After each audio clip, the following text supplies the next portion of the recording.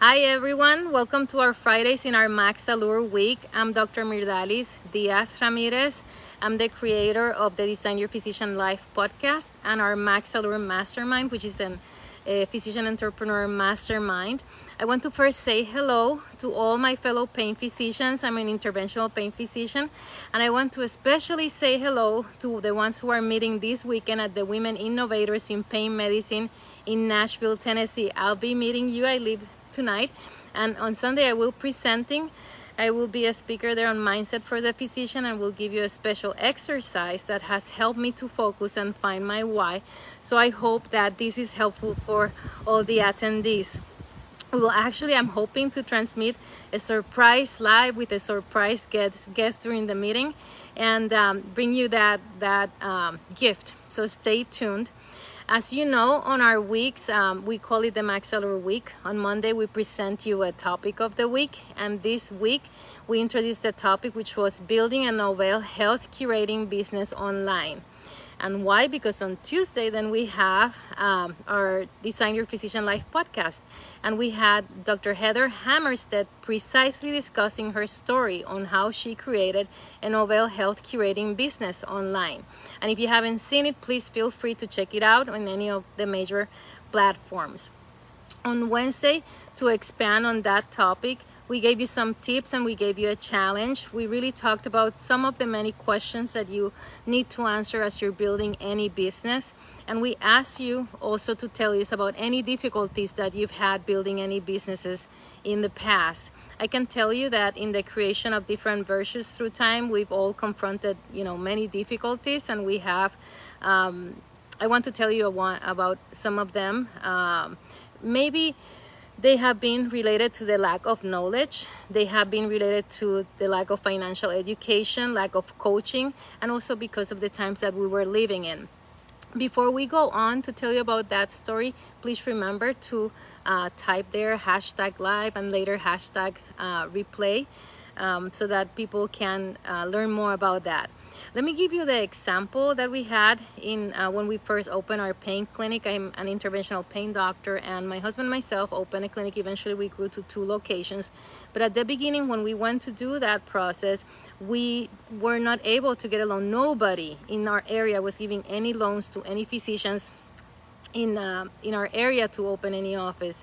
And I have to confess, I was somewhat impatient in making that transition, and rather than waiting for a little bit longer and planning better and seek other ways of funding, we decided just to spend our retirement funds at that time. We call it our retirement bucket. So when you have your savings and you produce your money, you have buckets for different things. You have buckets for your daily living, you have for retirement, and you have for investment and for spending. And at the time, we really didn't we were impatient, we were new, and I spent all my retirement bucket. We know of many people who are able to do that and have been very successful at spending their retirement buckets, and that hasn't been an issue later in the businesses. However, since then, we've really learned the importance of being intentional in creating your investment bucket and your bucket for daily use, and leveraging what we call OPM, which is other people's money, to create value for all those involved. On Thursday, that was my experience. If you want to share an experience, I know that we have some of you here, like Dr. Ebrock is here with us, and she has a business herself. So if you feel free, you can feel free to comment on how you had any difficulties and how you overcame them in opening your business. I know that you have an online coaching business. Welcome, and thank you for being here today. On Thursday, to build a little bit more on that, we presented Jack Welch's quote on how good business leaders don't only have a vision, but they share it and they work relentlessly until it's done. Tell us your comments about what you think, because we all want to grow together. Today, I will give you 3 key points that we discussed with Dr. Hammerstedt in our latest Design Your Physician Life podcast. We'll just go right into them. So tip number 1, we talked about creating an online business. Why do you do that?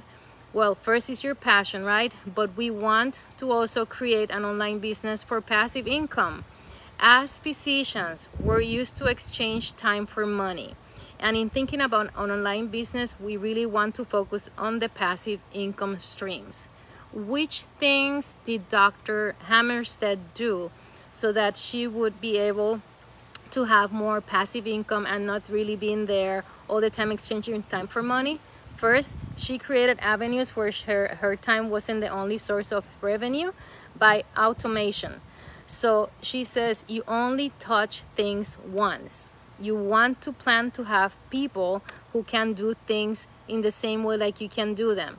As physicians, we want to like do everything, and we, many of us will talk about perfection, and we want to do things on our own.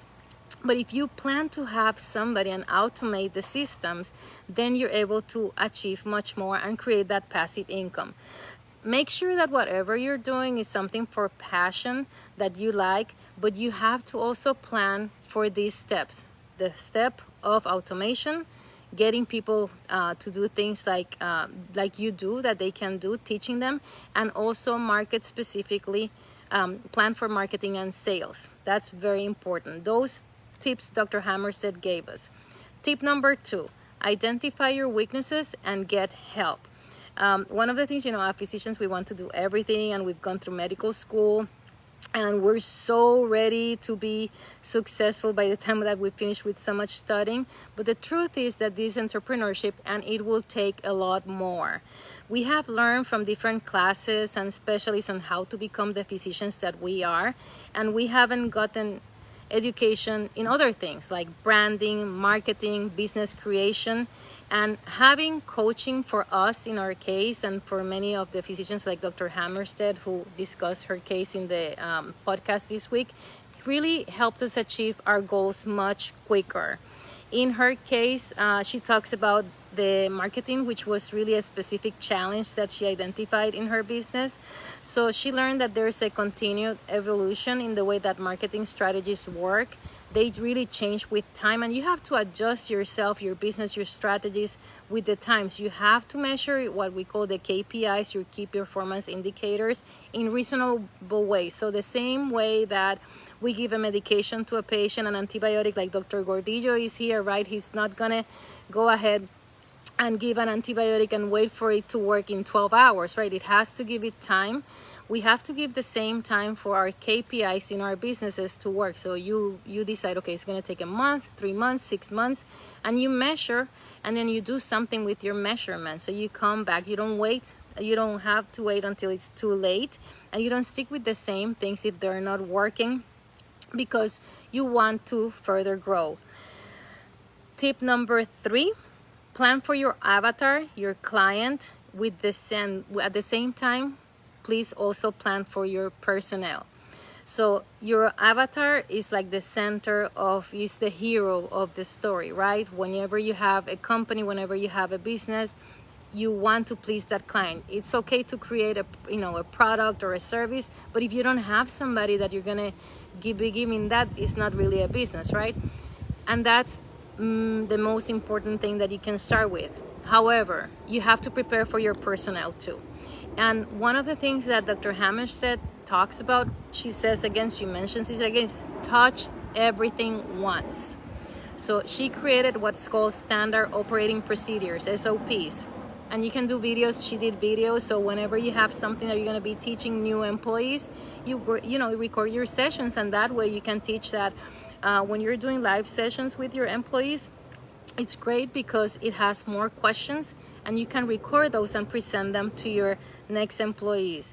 It's very important that at the beginning you assign very specific tasks, and you discuss expectations very early when the employees are coming, and you want to make sure that they know that you know what you want them to do before you want to hire them. So after you've known what you want to do with your employees, make sure you have good training, hire them and meet with them regularly, and care for them. They are the ones, if they show up happy to the work, to your business, they're gonna be giving happiness, sharing that with your client, with your patients when they come.